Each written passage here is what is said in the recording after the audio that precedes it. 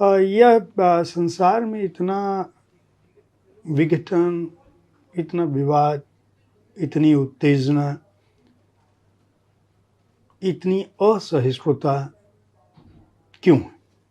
इस पर आप क्या देखते हैं, क्या सोचते हैं? दरअसल ये प्रश्न जो आपने पूछा है बहुत व्यापक है, बहुत बड़े उत्तर और एक तरह की शोध के साथ बात करने की मांगता है, समय भी मांगता है। लेकिन छोटे में मैं इसका सिर्फ 2 महत्वपूर्ण कारण बताता हूँ। एकेडमिक्स को, और दूसरा पॉलिटिक्स, राजनीति। इसके अलावा मनुष्य मनुष्य में कोई भेद नहीं पैदा करता। ये 2 चीज़ें हैं जो मनुष्य को मनुष्य से अलग करती जा रही हैं, और संसार में जितना इनका विस्तार हुआ है, उतना ही मनुष्य ज़्यादा से ज़्यादा पाशविक, हिंसक, क्रूर और श्रूड हो गया है। पहले का आदमी नंगा घूमता था जंगल में, दौड़ा के शायद किसी को पत्थर से मार देता होगा। बहुत स्पष्ट था, हमको पत्थर से बचने के लिए समय मिलता था।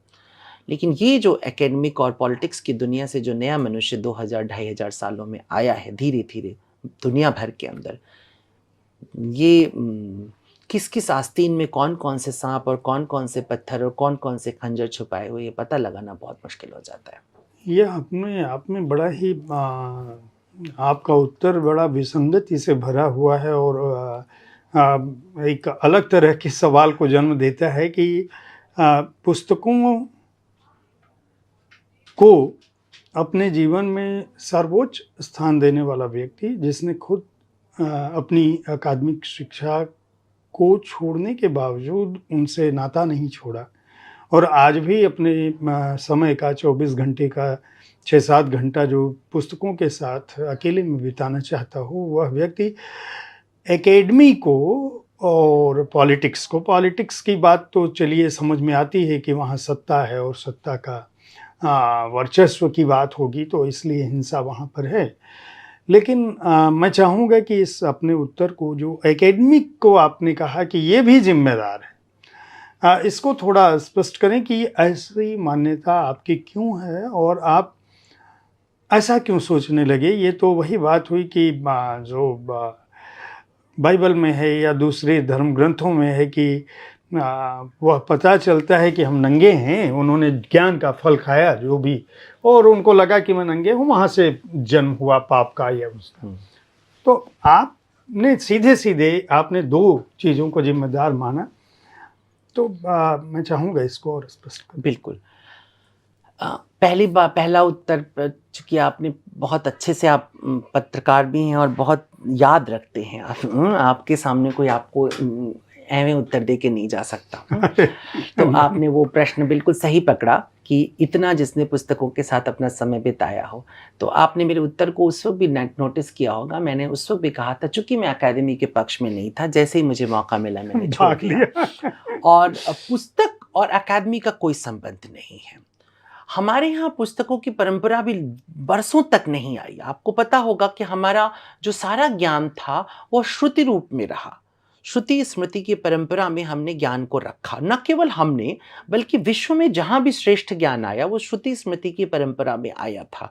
यानी जो मैं जानता था वो मैंने आपको बताया, जो आप जानते थे वो आपने मुझे बताया। इस तरह से हम एक दूसरे से अपने अपने दर्शन, अपने अपने अनुभव, अपने अपने जो ऑब्जर्वेशंस थे वो शेयर किया करते थे। और ये शोध होता था एक तरह से अपने आप को जान लेने का। यानी कि प्राचीन शिक्षा का, वैदिक शिक्षा का, अगर मैं सिर्फ भारत के परिप्रेक्ष्य में थोड़ी देर बोलूं तो, कि वैदिक शिक्षा का जो उद्देश्य था वो आत्मशोध था। अपने भीतर के श्रेष्ठ मनुष्य को उजागर करने का जो प्रयास था उसको हम शिक्षा कहते थे। बाद में जब ग्रंथ आया, देखिए ग्रंथ शब्द अच्छा शब्द नहीं है। अगर आप संस्कृत को समझते हैं तो ग्रंथ अच्छा शब्द नहीं, ग्रंथी से नहीं, जो कहीं गांठ लग जाए, बांध दिया जाए, उसे ग्रंथ कहते हैं। तो जो चीज उड़ रही थी उसे आपने कहीं बांधा, ग्रंथों में लेकर के आप बाद में आए। लेकिन मैंने ये प्रश्न कई बार उठाया है, मैं यही आपके साथ दोहरा रहा हूं कि तक्षशिला या नालंदा बनने से पूर्व क्या भारत में ज्ञान नहीं था? अगर विश्व की श्रेष्ठतम कुछ ज्ञान की पुस्तकें आप खोजेंगे तो वो सब तक्षशिला और नालंदा बनने से पूर्व बनती जा रही हैं। चाहे उपनिषद बन रहा हो, चाहे रामायण बन रहा हो, चाहे महाभारत बन रहा हो, चाहे वेद बन रहे हों, वो पुराणों के भी बड़े हिस्से बन रहे हों, ठीक है ना, बहुत से तो धीरे धीरे बनते रहे, लेकिन बड़े हिस्से जो बन रहे हों, वो सब भारत में कब बन रहे हैं? जब तक कि अभी विश्वविद्यालय का कॉन्सेप्ट नहीं आ रहा है। और जो हम भारत पे इतना गर्व करते हैं कि इतना वैविध्यपूर्ण ज्ञान हमारे पास पड़ा हुआ है, वो वैविध्यता भी आपको तब तक मिलती है जब तक कि विश्वविद्यालयों का प्रचंड रूप भारत में दिखाई नहीं देता है। पहली बार विश्वविद्यालय जब भारत में आ रहा है तो साम्राज्यवाद के साथ आ रहा है। पहले मगध का विस्तार होता है, एक बड़ा साम्राज्य खड़ा होता है और उस साम्राज्य के अंदर विश्वविद्यालय स्थापित होता है। तो क्या आपको लगता है उस विश्वविद्यालय का उद्देश्य केवल और केवल लोगों के आत्मज्ञान जगाना था, या उस राजनैतिक अभिप्सा की पूर्ति भी थी, उस राजनैतिक विचारधारा को विश्वव्यापी करना था जिससे कि राजा संयुक्त था? जैसा कि अरिस्टोटल कहता है कि तुम अपने युवकों को शिक्षित करो ताकि वो तुम्हारे राज्य का पोषण कर सके, और हम जानते हैं कि पश्चिम में विश्वविद्यालय का जो विस्तार है अरिस्टोटल अरस्तु के बाद ले रहा है बड़े रूप में। तो आपका देश ये कह रहा था कि शिक्षा तुम्हारे आत्मोत्थान के लिए है। तमसो मा ज्योतिर्गमय, अमृत से मृत्यु से अमृत की तरफ ले चलो। उस यात्रा को एक दृष्टिकोण कहता है कि अपने युवाओं को शिक्षित करो ताकि वो तुम्हारे राज्य का पोषण कर सकें। तो मैं अकादमी को मुख्य जिम्मेदार इसलिए मान रहा हूं, इसलिए मैं कह रहा हूं कि अकादमी कभी भी स्वतंत्र नहीं रही है। गुरु स्वतंत्र था, कवि स्वतंत्र था, लेखक स्वतंत्र था, कोई भी दार्शनिक स्वतंत्र था, लेकिन अकादमी स्वतंत्र नहीं है। आपने ही अपनी बात कहते कहते अपने ही इसी साक्षात्कार के दौरान मुझसे आपने कहा कि इस बात पर मैं आपकी प्रशंसा करता हूं। हो सकता है जिस जगह मैं बोल रहा हूं ये मेरा अपना व्यक्तिगत विचार है, संस्थान का विचार नहीं है। ये जो संस्थान का दबाव होता है, ये दबाव पूरे के पूरे ज्ञान प्रक्रिया के साथ विश्वविद्यालयों में भी आता है। और आप किसी भी विश्वविद्यालय को इतिहास के किसी किनारे से बाहर नहीं निकाल सकते हैं कि वहां की राजसत्ता जो न चाहती वो विश्वविद्यालय में पढ़ाया जाता हो, जिसका सबसे बड़ा उदाहरण नालंदा, जलती हुई नालंदा बनती है कि जब बख्तियार खिलजी वहां पहुंचता है और देखता है यहां इस्लामिक पढ़ाई नहीं हो रही है तो उसके पुस्तकालय में आग लगा देता है। तो आप समझिए कि आखिरकार अकादमी का उद्देश्य कहां रहा? क्या उसने जीवित मनुष्यों को पैदा किया अथवा मनुष्य के जीवन को धीरे धीरे धीरे धीरे नष्ट करके उसे राज्य की सेवा में काम करने वाले टूल में बदल दिया? तो इसलिए मैं समझता हूं कि अकादमी और राजनीति ये दो मनुष्यता की सबसे बड़ी शत्रु हैं, और एक सर्वोच्च मनुष्यता जब भी जन्म लेगी तो वो इन दोनों से मुक्त हो जाएगी। विज्ञान का जो विकास है वो क्या बिना अकादमिक संस्थानों के संभव है? क्या यह हो सकता था? इस पर आपकी राय क्या है? ये बहुत ही पेचीदा सा फिर आपने सवाल पूछा। दरअसल आप जो सवाल पूछ रहे हैं उन सब में हमें बहुत दिनों तक बातें करनी चाहिए, लेकिन आप कुछ क्षणों में ही आप उस समेट रहे। तो हम बातें कर सकते हैं, लंबी बातें कर सकते हैं। दरअसल आपका एक तो आपको उपलब्ध होना हमारे लिए थोड़ा मुश्किल है क्योंकि आपकी अपनी भी व्यस्तताएं होती हैं, और चूंकि किताब पर बात करनी, इस जो महंगी कविता है वो दरअसल महंगी क्यों है? महंगी इसलिए है क्योंकि इसमें जो विचार हैं, जो आपके अब तक के जीवन का जो मर्म है, जो आपने अपने अध्ययन से पाया है, जिनमें कई लाख घंटे लगे होंगे, उनको आपने इन 200 कविताओं में समेटने की कोशिश की है।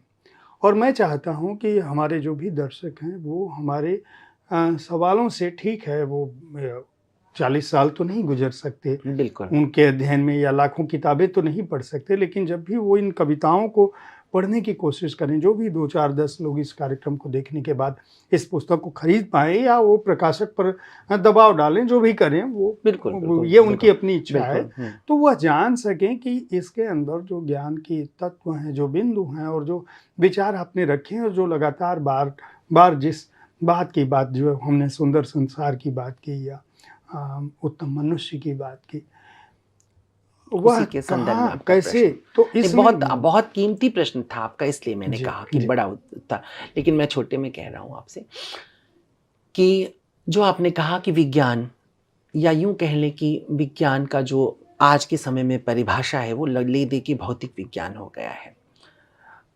बहुत बड़ा संघर्ष है ये। हम किसको विज्ञान कहें? मैं अपने आप को मूर्ख मान लूं, मैं मनु को अगर मैं विद्वान मान लूं, खैर अब तो पता नहीं किसके लिए वो विद्वान हैं भी, लेकिन मेरे लिए हैं। तो मनु ने भी ये कहा है कि मनुष्यता को महायंत्रों के निर्माण से अपने को बचाना चाहिए। मनु का संवाद है ये, महायंत्रों के निर्माण से।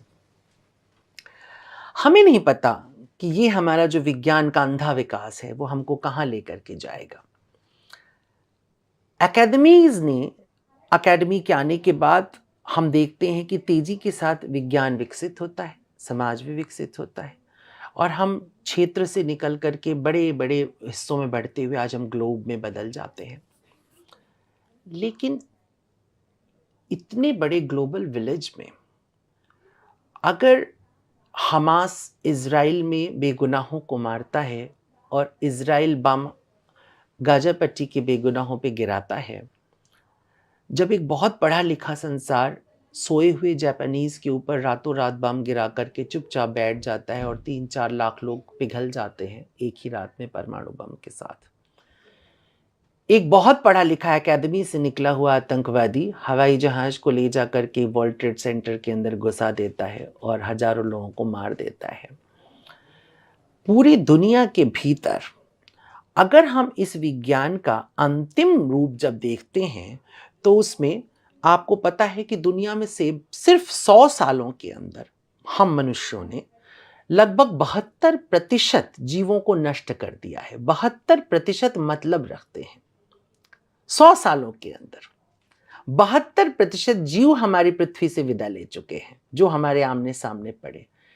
जिस देश में शेर ही शेर भरे थे, सिर्फ बंदूक और गोली होने के बाद हमको शेर को बचाने के लिए मुहिम चलानी पड़ी। गिद्ध नहीं बचे हैं, सबको छोड़ दीजिए, कौवे नहीं बचे हैं, गौरैया नहीं बची है। कोई जीव जो हमारे साथ हमारा हमसाया था, हमारा हमशाख था, हमारे साथ खाना जो शेयर करता था, उनमें से कौन बचा है सिवाय कुछ कुत्तों के? अभी तो नहीं कुछ बचा है। तो कहने का मतलब यह है कि इस तरह के वैज्ञानिक विकास को मैं तो कोई तरजीह नहीं दूंगा। ये बेहतर था हम दिए की रोशनी में ही बैठे रहते, और मीर की ज़बान में शाम ही से बुझा सा रहता है, दिल है गोया चराग मुफलिस का, वैसा ही चराग जलता। लेकिन कम से कम रात के समय उस दिल के अंदर जीव के प्रति, इंसान के प्रति, जीवन के प्रति संवेदना तो होती। रात में हम छोटी सी झोपड़ी में रहते, लेकिन अपने बूढ़े माँ बाप को देख तो रहे होते। हम इस बहुत ऊंचे टावर में, जिनमें हम 70 करोड़ और 40 करोड़ 60 करोड़ के फ्लैट खरीदते हैं, और जिसमें माँ बीमार हो और बाप बीमार हो और बेटा किसी अमेरिका या यूरोप में बैठ करके कॉल करता है, पैसों की कोई ज़रूरत हो तो भेज दो, मैं आ तो नहीं सकता हूँ। मैं समझता हूँ इस तरह के विकसित समाज का कोई अर्थ नहीं निकलेगा, और अंत में हम एक मनुष्यहीन समाज बन जाएंगे। यही इस विज्ञान की अंतिम परिणति है। तो कमोबेश मैं इस तरह के विज्ञान के विरुद्ध हूँ। आपने मेरे को कोट किया। अभी मैं चाहूँगा कि कुछ पसंदीदा शेर व शायरी, क्योंकि आपको मुझे पता है कि आप बहुत ही उम्दा अध्येता भी हैं और बहुत अच्छी शायरी भी पढ़ते हैं, तो कुछ सुनाएं हमारे दर्शकों को, ताकि क्योंकि हम लोग बहुत गूढ़ विषयों पे चले जा रहे हैं। हमारी बातचीत हम जब भी इस बातचीत की शुरुआत कर रहे थे तो मुझे ये आभास नहीं था कि हम यहाँ जाएंगे। हालांकि मुझे कुछ थोड़ा था कि हम शायद उस दिशा में बढ़ जाएं, लेकिन चूँकि आप नियतिवादी हैं और मैं तो मानता हूँ कि सब कुछ प्रारब्ध से निर्धारित होता है। हमारा मिलना, आपका मिलना, हमारी आज की बातचीत, ये सब कुछ तय है। जो लोग सुन रहे होंगे उनका भी प्रारब्ध तय होगा। तो इसलिए आनंद की स्थिति है। तो मैं चाहूँगा कि सुना दें ताकि थोड़ा हल्का हो जाए, फिर हम लोग फिर इधर लौटते हैं। नहीं तो मैं, आपने मीर का जिक्र कर दिया। मैं पिछले दिनों पुस्तक मेला में था, तो मैंने वहाँ पर ये बात कही। मैंने कहा ये मीर तकी मीर, जिसे खुदाए सुखन कहते हैं, जिसे उर्दू शायरी का ईश्वर कहते हैं, ये उनके जीवन का, जन्म का 300वां साल है। और ये बहुत अफसोस की बात है कि हिंदुस्तान का इतना बड़ा शायर, जिसको पूरी दुनिया हैरत की नज़र से देखती है, जिसकी शायरी, जिसकी सोच, जिसकी इमेजेस कमाल की रही हों, ऐसे मीर तकी मीर को भी उस तरह याद नहीं किया गया उसके 300वें वर्ष में जिस तरह से उसे याद करना चाहिए था। मीर नहीं होता तो गालिब नहीं होता, मीर नहीं होता तो इकबाल नहीं होता, मीर नहीं होता तो रामधारी सिंह दिनकर के लिए भी मुश्किल होती, फिराक गोरखपुरी के लिए भी होती। मीर का हमारी भाषा पर, हमारे मुहावरों पर, हमारी सोच पर बहुत गहरा प्रभाव है। तो मीर तकी मीर से मैं बहुत, वैसे तो गालिब मेरे मेरा मेर, मैं बेसिकली मेरा माशूक गालिब है, लेकिन मीर तकी मीर के लिए खुद गालिब ही कहता है कि रेख्ता के तुम ही उस्ताद नहीं हो, गालिब कहते हैं अगले ज़माने में कोई मीर भी था। इसलिए मीर को हमेशा याद करना, मुझे लगता है कि मीर को, इसलिए भी मैं आपसे बोलूं कि हम लोग जिस ज़बान में बात कर रहे हैं, ये ज़बान भी मीर और उसके आसपास के इदारे में ही विकसित होती है, जिसे हम उर्दू या हिंदुस्तानी कहते हैं। और मीर की अच्छी बात यह है कि मीर की ज़बान के अंदर हिंदी के सुंदर और क्लिष्ट शब्दों का प्रयोग हुआ, जो गालिब क्या नहीं होता, इकबाल क्या नहीं होता, दाग क्या नहीं होता। जैसे कि उनका शेर है कि दिल की तहकी कहीं नहीं जाए, नाजुक है इसरार बहुत, दिल की तहकी कहीं नहीं जाए, नाजुक है इसरार बहुत, अक्षर तो हैं इश्क के दो ही, लेकिन है विस्तार बहुत। तो आप जरा देखिए कि ये उर्दू का शायर है जो अक्षर और विस्तार को कैसे अपने शेर के अंदर ढालता है। ये जो एक भाषा के प्रति एक लगाव है मीर का, और फिर मीर की शायरी का क्या मुकाबला करना, जहाँ पे मीर लिखते हैं कि वो उनका शेर है, मुंह तका ही करे है जिस तिस का, मुंह तका ही करे है जिस तिस का, हैरती है ये आईना किसका। मीर तकी मीर है, मुंह तका ही करे है जिस तिस का, हैरती है ये आईना किसका। खैर, कहने का मतलब इस तरह के उनके जो शेर, इस तरह की भाषा का जो प्रयोग करते हैं मीर तकी मीर, वो बहुत ही अद्भुत है। और एक उनकी बहुत ही फेमस है, सभी उसकी गज़ल को दोहराते फिरते, हंसती अपनी हबाब कीसी है, ये नुमाइश शराब कीसी है, नाजुकी उसके लब की क्या कहिए, पंखुड़ी एक गुलाब कीसी है, या देख तो दिल के जां से उठता है, ये धुआं सा कहाँ से उठता है। मीर एक इश्क भारी पत्थर है, बोझ तुझ नातों से उठता है। तो ये जो मीर तकी मीर का जो लहजा है बात कहने का, उल्टी हो गई सब तदबीरें, कुछ न दवा ने काम किया, देखा इस बीमारी दिल ने आखिर काम तमाम किया, मीर के दीनों मजहब को क्या पूछ रहे हो, इनने तो कशका खींचा, दैर में बैठा, मतलब मंदिर में बैठा, कब का तर्क इस्लाम किया, कब का उसने इस्लाम छोड़ दिया है। इस तरह की शायरी मीर तकी मीर ने अपनी ज़िंदगी में कि सिरहाने मीर के आहिस्ता बोलो, अभी टुक रोते रोते सो गया है। तो मीर तकी मीर अपने मौत के बारे में भी बड़ी खूबसूरती से कहता है कि मेरी मज़ार पे आके रोना चिल्लाना मत। क्यों? क्योंकि थका हुआ था मीर। तो कह रहा है सिरहाने मीर के आहिस्ता बोलो, अभी टुक अचानक रोते रोते सो गया है। तो उसकी कब्र पे भी आके रो मत। तो शायद ये जो मीर तकी मीर की जो नाजुकी है, बात कहने का जो तरीका है, जैसा मैंने उस वक्त भी कहा था कि शाम ही से बुझा सा रहता है, दिल हुआ है चिराग मुफलिस का, मुँह तका ही करे है जिस तिसका, हैरती है ये आईना किसका। तो ये जो मीर तकी मीर का लहजा है बात कहने का, ये किसी और के पास नहीं रहा। दूसरी तरफ गालिब का आपने नाम लिया, तो मैं बार बार दोहराता हूँ कि मीर में जहाँ मोहब्बत, मीर किसी की शिकायत भी करेंगे तो इतनी मोहब्बत से शिकायत करेंगे कि पानी पानी आप हो जाएं शर्म से, लेकिन गालिब आपसे मोहब्बत भी करेंगे तो इतने तार्किक तरीके से करेंगे कि मोहब्बत करने के लिए सोचना पड़े। मुझे क्या बुरा था मरना अगर एक बार होता, हुए मर के हम जो रुसवा हुए, क्यों ना गर के दरिया, न कहीं जनाजा उठता न कोई मज़ार होता। ठीक है ना। तो गालिब की जो शैली है उसका मज़ा ये है कि गालिब के पास एक तेवर है, एक अपने दुख पर घमंड करने की एक ताकत है।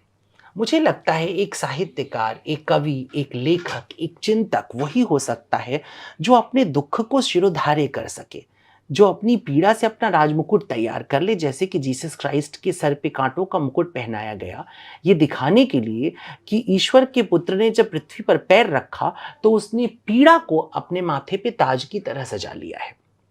गालिब के अंदर वही एक बात आती है, इसलिए वो ईसा से भी टकरा जाते हैं और कहते हैं इब्ने मरियम हुआ करे कोई, मेरे दुख की दवा करे कोई। कोई हो मरियम का बेटा, लेकिन मेरे दुख की तो नहीं दवा कर रहा है ना, तो कहे के लिए मैं उसको मानूं। तो या उनका बहुत फेमस, हमको मालूम है जन्नत की हकीकत लेकिन दिल के खुश रखने को गालिब ये ख्याल, या हजारों ख्वाहिशें ऐसी कि हर ख्वाहिश पे दम निकले, या उनका वो शेर हर एक बात पे कहते हो तुम कि तू क्या है, तुम ही कहो कि ये अंदाज़े गुफ्तगू क्या है, रगों में दौड़ने फिरने के हम नहीं कायल, जब आँखी से न टपका तो फिर लहू क्या है, दिले नादां तुझे हुआ क्या है, आखिर इस दर्द की दवा। इस तरह की बातें कहना, इस तरह से अपनी अपनी बाजी चैत फाल है दुनिया मेरे आगे, होता है शब रोज़ तमाशा मेरे आगे। ये जो प्राइड है अपने होने का, अपने अस्तित्व का जो मजा लूटना है, ये गालिब के प्रति दुनिया का आकर्षण पैदा करता है। या दुनिया की जिस भी भाषा के शायर में, कवि में, जैसे रामधारी सिंह दिनकर में भी जो एक युवाओं का घोर आकर्षण पैदा होता है, उसका कारण यही होता है, मृत्यमानों की विजय का तुर्य हूँ मैं, उर्वशी अपने समय का सूर्य हूँ मैं। इस तरह का जो एक प्राइड आता है निकल करके भीतर, एक अपने चरित्र पर, अपने व्यक्तित्व पर, अपने अस्तित्व पर जो एक गर्व पैदा होता है, मुझे लगता है कि यही कारण है कि मेरा गालिब से एक गहरा लगाव, और मीर की ज़बान से गहरा लगाव, फैज़ से लगाव, दाग से, मोमिन मोमिन की अदाओं से लगाव, जो मोहब्बत में जिस तरह की बातें मोमिन कहते हैं, वो जो हम में तुम में करार था, तुम्हें याद हो कि न याद हो, यानी वही वादा निभाहा का, तुम्हें याद हो कि न याद हो, वो नए गिले, वो हिकायतें, वो मज़े मज़े की शिकायतें, वो हर एक बात पे रूठना, तुम्हें याद हो कि न याद हो। तो ये जो बात है, या दाग दहलवी कहते हैं, तुम्हारे ख़त में नया एक सलाम किसका था, न था रकीब तो आखिर वो नाम किसका था, वफ़ा करेंगे, निभाएंगे, बात मानेंगे, तुम्हें भी याद है कुछ ये कलाम किसका था। तो ये जो चुटीलापन होता है शायरी का, मुझे लगता है इसकी वजह से मेरा उसके प्रति आकर्षण हुआ, क्योंकि शायरी आपको बात करने की तमीज़ जो है वो सिखा देती है कि आपको शिकायत भी करनी है तो इस लहजे में करनी है कि सामने वाले को उस शिकायत पे अमल करने में तकलीफ ना हो। अमीर खुसरो साहब का आपने नाम नहीं लिया, चूँकि अमीर खुसरो को इसलिए क्योंकि वो एक सामान्य शायर से हट के बहुत कुछ है। अमीर खुसरो इस भारत की ज़मीन पर एक अपनी तरह का ही एक मैं कह सकता हूँ अदब या फ़न का एक जादूगर है, जो भारत की ज़मीन पर आता है, जो वीणा से सितार बना देता है, मृदंग से तबला बना देता है, जो हिंदी भाषा को हिंदी भाषा का रूप देने की कोशिश करता है। यद्यपि आजकल बहुत लोग इनकार कर रहे हैं, लेकिन हम सबको ये जानना चाहिए कि खुसरो ने हिंदवी को पैदा करने में, मतलब कम से कम साहित्य की दुनिया में हिंदवी को लाने की बहुत बड़ी भूमिका उन्होंने निभाई। और खुसरो को हिंदुस्तान की ज़मीन से बेपनाह मोहब्बत है, इसकी ज़बान से बेपनाह मोहब्बत है। जिस कदर हिंदुस्तान की ज़बान की, हिंदुस्तान की ज़मीन की जिस तरह से तारीफ़ अमीर खुसरो ने अपनी ज़िंदगी में की है, ये हैरत अंगेज़ है। लोगों को अब उन चीज़ों में रुचि नहीं रह गई है। यहाँ की भाषा का इस्तेमाल, जैसे कि वो उनका बहुत ही फेमस एक गज़ल है, अब उसमें देखिए एक मिसरा वो फ़ारसी का चलाते हैं और एक मिसरे में वो लेकर के अपनी ज़बान आते हैं, ब्रज की ज़बान लेकर के आते हैं। जिहाले मस्की मकुन तगाफुल दुराए नैना बनाए बतियाँ। अब जिहाले मिस्की मकुन तगाफुल दुराए नैना तक फ़ारसी चल रहा है, बनाए बतियाँ। तो ये जो ये अंदाज़ है कि एक मिसरा फ़ारसी में जाएगा और फिर एक हिंदी या ब्रज में आ जाएगा, ये तो खुसरो के अलावा किसी ने ये कमाल किया भी नहीं। हम लोग छोटे थे तो ना मारा ना खून किया, बीसों का सर काट दिया, ऐसे हम लोग जो पहेलियाँ बुझाते थे, हमें बाद में पता चलता है ये सब अमीर खुसरो की पहेलियाँ हैं। तो उन्होंने इतने लाखों, कहते हैं कि 4 लाख के आसपास उन्होंने कविताएं और शेर लिखे, जिसमें से 1 लाख मौजूद हैं अभी भी। तो 1 लाख कविताएं लिखने वाला एक कवि, जो हिंदी का कवि भी है, जो निर्गुण लिखता है, छाप तिलक सब छीनी रे मुझसे नैना मिलाए के, अपनी छवि बनाए के जो मैं पी के पास गई, जो छवि देखी पीहू की सो मैं अपनी भूल गई, छाप तिलक सब छीनी रे मुझसे नैना मिलाए के। अब तो खैर इस पर भी विवाद आ रहा है लेकिन समझना होगा हमको कि निर्गुण शाखा के थे, जहाँ पर कि हम सब जानते हैं कि सूफिज्म में पति बन जाता है परमात्मा, या तुम्हारा जो पीर होता है, और जो शिष्य होता है या जो भक्त होता है वो स्त्री रूप में आता है। जैसा कि कबीर दास जी ने भी लिखा था कि दुल्हन गाओ मंगल चार, घर आए राम भरतार, ठीक है ना। वही वो परंपरा खुसरो से ही आ रही है। खुसरो पीछे लिख रहे हैं कि जब मैं गई थी पनिया भरन को, वो क्या है ना, बाह पकड़ बोरी मटकी फोड़ी, ठीक है ना। तो ये सब बातें जो लिखा, स्त्री रूप में पूरा आकर के लिखना ना, गोरी सोए सेज पर मुख पे डाले केश ची चल खुसरो घर आपने। तो इस तरह की बातें जो खुसरो ने लिखी है, निसंदेह उन्होंने इस्लाम का भारत में प्रचार करने के लिए हो सकता है बहुत से टूल्स का इस्तेमाल किया हो। ऐतिहासिक रूप से इसको भी मैं जानता हूँ और मैं इसको भी जिक्र करने में नहीं चूकूंगा कि खुसरो की निजामुद्दीन औलिया की बड़ी भूमिका है पश्चिम की तरफ दिल्ली के आसपास के इलाकों में इस्लाम के प्रचार प्रसार में। और निसंदेह एक तरह से मैं अगर आज की भाषा में कहूँ तो उस समय के रॉक स्टार भी हुआ करते होंगे खुसरो, क्योंकि जिसने इतनी तरह की म्यूजिक इंस्ट्रूमेंट्स बनाए हों, जिसने इतनी भाषा बनाई हो, जिसने इतने गीत रचे हों, तो उनके प्रति एक रुझान और लगाव तो लोगों का होगा ही।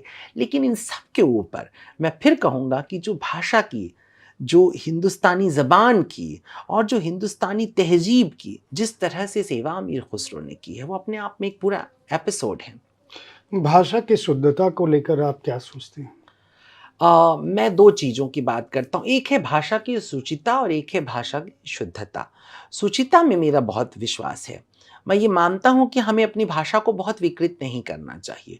विकृत का मतलब होता है हमें फूहड़ और स्लैंग, जो हमारी शब्दावली बढ़ती चली जा रही है, हमें उससे दूर रखना चाहिए। इसलिए नहीं कि मैं कोई मॉरल पुलिसिंग करना पसंद करता हूँ या मैं बड़ा नैतिकतावादी भी नहीं हूँ, मेरा इससे भी बड़ा विरोध है।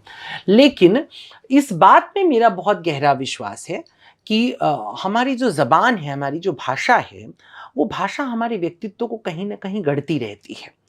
तो हम जो कुछ भी बोलें अगर वो थोड़ी परिष्कृत हो, थोड़ी सुंदर हो और उस पर सुंदर बातें रखी जाएं, और विरोध करने के लिए भी सुंदर तरीके हैं। हम माँ बहन की गाली से विरोध करें, यही तो एक तरीका विरोध का नहीं है, और ये तो बड़ा निरर्थक विरोध होता है, क्योंकि माँ बहन की गालियों से अगर क्रांतियाँ आ रही होती तो पूरे विश्व में अब तक क्रांति खड़ी हो चुकी होती। हमने इतनी गालियाँ धरती पर दे रखी हैं।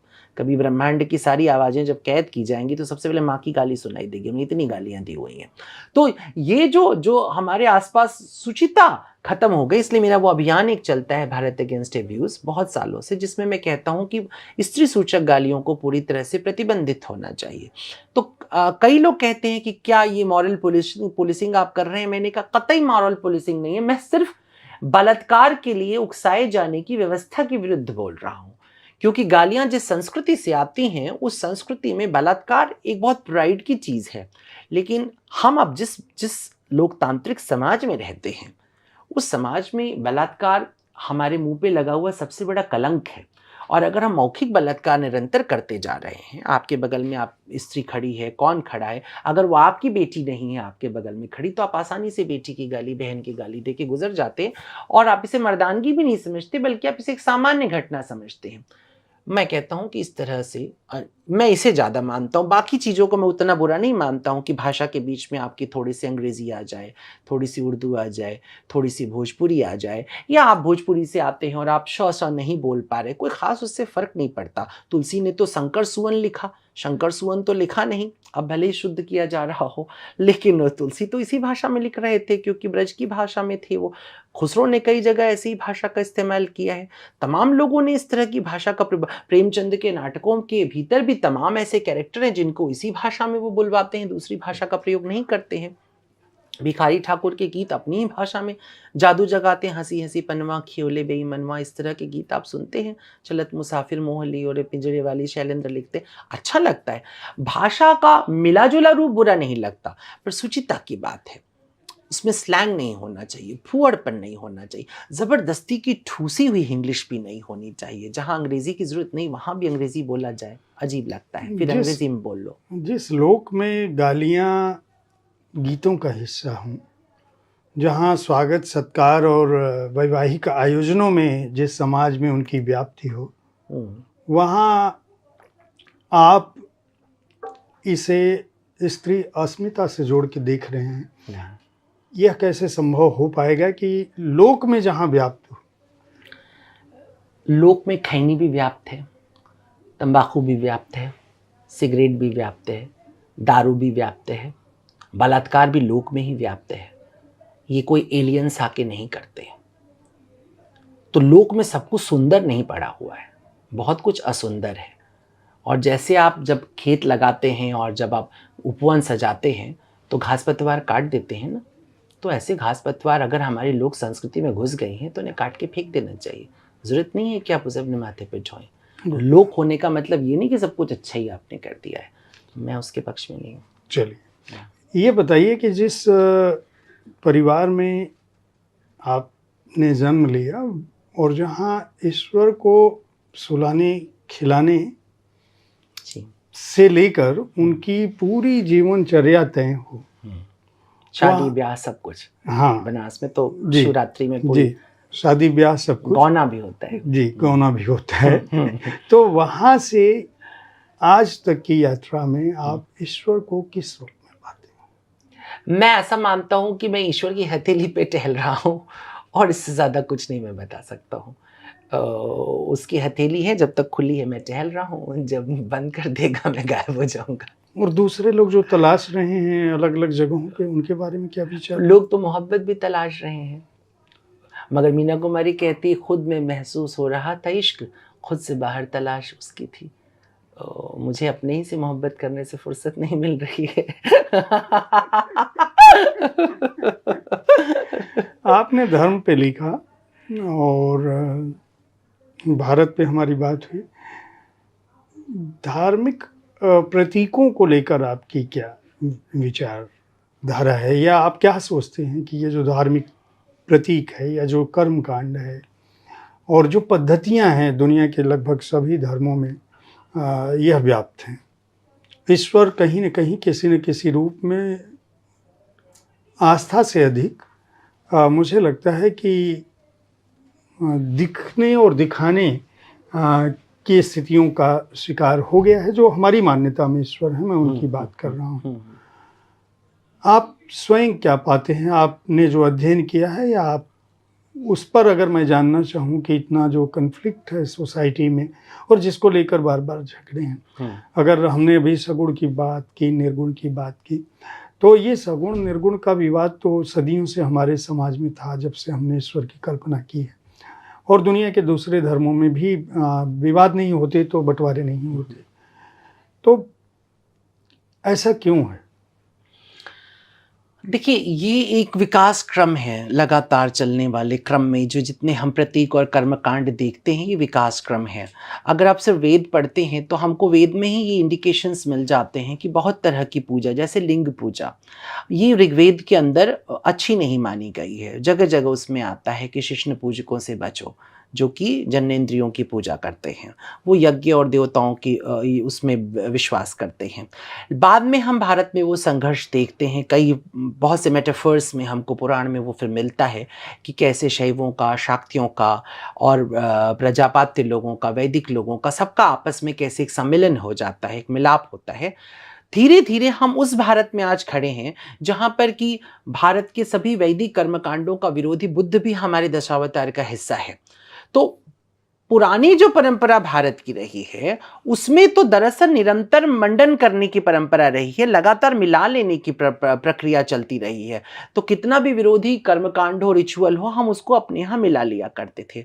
लेकिन विगत 100, 125, 150 सालों में निसंदेह ऐसा कुछ हुआ है कि जिससे कि हमने अब डिस्क्रिमिनेशन भी शुरू कर, डाइवर्सिटी की जगह, एक हिंदी का शब्द है कि भेद और विभेद, तो भेद तो होना चाहिए। भेद का अर्थ होता है संसार, भेद के बिना आप संसार का दर्शन नहीं कर सकते हैं, पर विभेद नहीं होना चाहिए। विभेद का मतलब होता है इसे श्रेष्ठ मानना और इसे बुरा मानना। तो ये जो विभेदवादी दृष्टि हमारी नई विकसित हुई है, मैं इससे मानता हूं कि नुकसान होता है। व्यक्तिगत तौर पे मुझे रिचुअल्स बहुत अच्छे लगते हैं, मुझे फेस्टिवल्स बहुत अच्छे लगते हैं। मैं विशुद्ध ब्राह्मण घर में पैदा हुआ और मेरे घर में सारे हिंदू कर्मकांड होते थे, बावजूद उसके मुझे लगता है बरसों तक मैं हर 25 दिसंबर को मैं पूरे मोहल्ले को बुला के क्रिसमस डे मनाता था। मेरे पास क्रिसमस डे मनाने के मुझे शौक था, मुझे जीसस से प्यार हो गया था और मुझे क्रिसमस डे मनाने में इंटरेस्ट हो गया, मैं उनको सेलिब्रेट करता था। मैं इफ्तार, जब मुस्लिम्स लोगों से मेरे संबंध हुए तो मैंने इफ्तार शुरू की, वो इफ्तार भी मैं उनको देता हूँ, वो इफ्तार करते हैं और वो खाते पे। मैं ईद मनाता हूँ, मुझे सेवइयाँ अच्छी लगती हैं। मेरा विश्वास उनकी पूजा पद्धति में या उनके ईश्वर में हो ना हो, उनका जो पूरा का पूरा वो हो, लेकिन मुझे उनकी सेवैयाँ अच्छी लगती हैं, मुझे उनकी खुशी अच्छी लगती है, मुझे उनके कपड़े अच्छे लगते हैं, इसको मैं रोक थोड़ी ना दूंगा। जो चीज़ मुझे सुंदर लग रही है वो सुंदर लग रही है।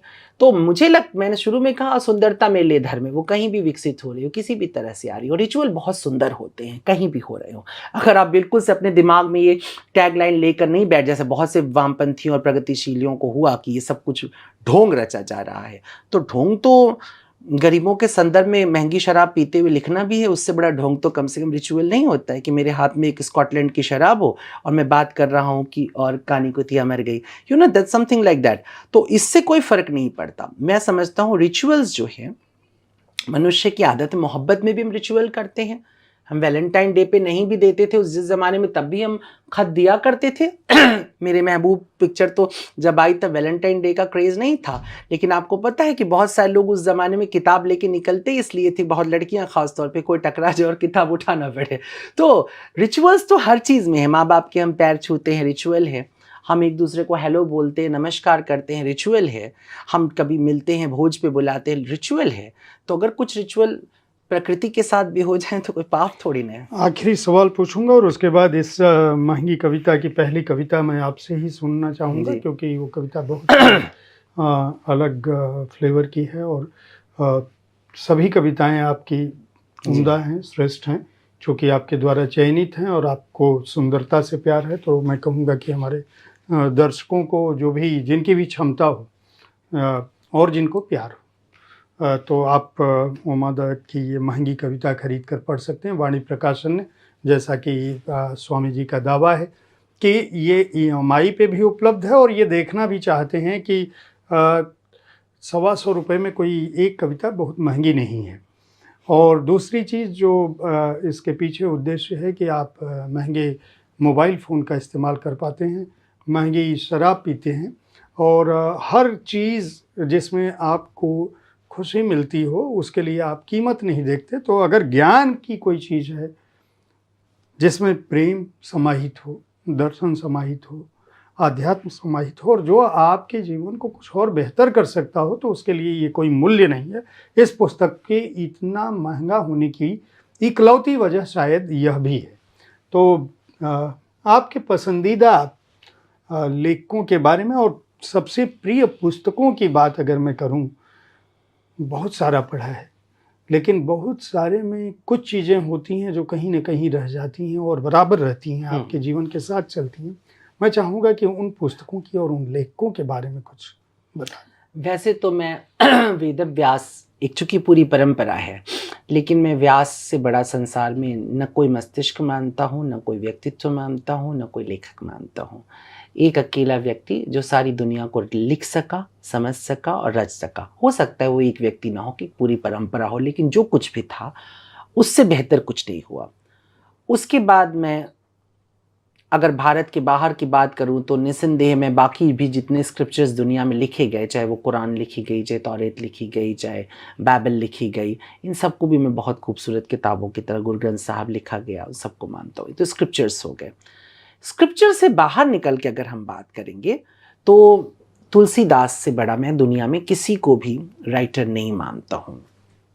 अपनी बात को कविता में लाना, पूरे के पूरे भारतीय वांग्मय को लिया, न केवल भारतीय बल्कि तब तक जो इस्लाम से भी जो आ चुका था विजडम, जो क्रिश्चियनिटी से भी जो विजडम आ गई थी, जो बौद्ध धर्म से भी जो विजडम आ गई थी, सबको तुलसी ने एक अकेली रामचरितमानस में समाहित कर लिया है। यह अद्भुत कला है उनकी। उसके बाद उस पुस्तक को इस दर्जा ख्याति पे पहुंचा दिया उन्होंने कि वो किताब आज धर्म ग्रंथ में बदल गई। तो मानस से श्रेष्ठ मैं फिर कोई पुस्तक पहली नहीं मानूंगा, और मुझे लगता है मेरे जीवन में भी उस पुस्तक की एक अद्भुत और महती भूमिका है। हाँ, उसके बाद अगर हम लोग फिर बात करें तो दीवान गालिब मेरी एक बहुत ही प्रिय किताब है। खलील जिब्रान का प्रॉफिट वो मुझे बहुत पसंद रहा है, एक मेरे लिए बहुत प्रिय किताब है, खलील जिब्रान ने लिखी थी, वो पुस्तक बहुत पसंद है। मुंशी प्रेमचंद की बहुत सी कहानियाँ, लेकिन विशेष करके मंत्र, उसने मुझे बहुत प्रभावित किया और मैंने उसे हज़ारों बार पढ़ लिया होगा। उस पुस्तक ने भी मुझ पर बहुत गहरा प्रभाव डाला है। जयशंकर प्रसाद की कामायनी, उसकी भाषा और उसका जिस तरह से उन्होंने भारतीय वांग्मय के साथ डील किया है काव्य के भीतर, वो अद्भुत है, वो मेरी बहुत ही प्रिय पुस्तकों में है। हरिवंश राय बच्चन वो मेरे सबसे प्रिय कवियों में रहे हैं, और मधुशाला, मधुबाला, मधुकलश, निशा निमंत्रण, ये सब पुस्तकें उनकी जितनी भी थी वो। मेरी प्रोज राइटिंग पे महादेव वर्मा का बहुत गहरा इम्पैक्ट है। मैं उनके रेखा चित्रों से बहुत प्रभावित रहा हूँ, राम वृक्ष बेनीपुरी से भी मैं बहुत प्रभावित रहा हूँ। तो इस तरह के लोग हैं जिनको पढ़ना मुझे पसंद आया है। और अब पुस्तकें इतनी हैं, गुलजार साहब को नहीं मिस कर सकता हूँ। उनकी राइटिंग, उनका लेखन भी, चांद पुखराज का रात पश्मीने की ऐसी किताब, प्लेटो छोटी सी किताब लेकिन बड़ी वैल्यूबल किताब उन्होंने लिखी है, तो उनकी किताबें भी बहुत अच्छी थी। कई सिनेमा के भी राइटर्स हैं जिनकी राइटिंग पसंद है, जैसे शैलेंद्र, मुझे शैलेंद्र का लगभग हर दूसरा गीत पसंद है, और हर दूसरे गीत में मुझे साहित्य मिलता है। तो ऐसे बहुत से लोग हैं जिनको मैंने लिखा, पढ़ा और देखा होगा। और एक को चुनने की जब बात आएगी तो व्यास को चुन के इसलिए खाली हो जाता हूँ। चलिए, अच्छी बात। हमें एक कविता सुना दीजिए और जी, फिर हम समझते हैं कि आज के लिए हम अपनी बात को अवश्य। तो मैं आपको इसमें से आपका जिस किताब मैंने पहली कविता कही है, हाँ, क्योंकि उसी के नाम पर इसका टाइटल भी जी। है, महंगी कविता, तो मैं वही पढ़ रहा हूँ। मेरी कविताएं बहुत महंगी हैं, जैसे महंगी है प्रेमी की नींद, धनिक की स्वतंत्रता, निर्धन की आवश्यकता, रोगी की जीवटता, भोगी की भक्ति, योगी की शक्ति, उपवन का फाग, क्रांति की आग। मेरी कविताएं बहुत महंगी है, जैसे महंगी है पुरानियों की छुअन, स्मृतियों की चुभन, सांसों की लड़ी, परीक्षा की घड़ी, प्रतीक्षा की रात, बिगड़ी हुई बात, छूटती हुई प्रीत, टूटती हुई रीत। मेरी कविताएं बहुत महंगी हैं, जैसे महंगी है सोच की सच्चाई, प्रेम की गहराई, धरती पर हरियाली, गरीब की खुशहाली, शहरों में शांति, देश में क्रांति, भादों में रवि, निर्भीक कवि। वाह, बहुत अच्छा, बहुत बहुत शुभकामनाएं। मैं अपने दर्शकों से कहूँगा कि इस पुस्तक को चाहें तो खरीदें, स्वामी उमादत्त को पढ़ते रहें, इनके विचारों को सुनते रहें, और मनुष्य बनने की दिशा में कुछ आप भी अग्रसर हों। हम कोशिश कर रहे हैं। धन्यवाद। बहुत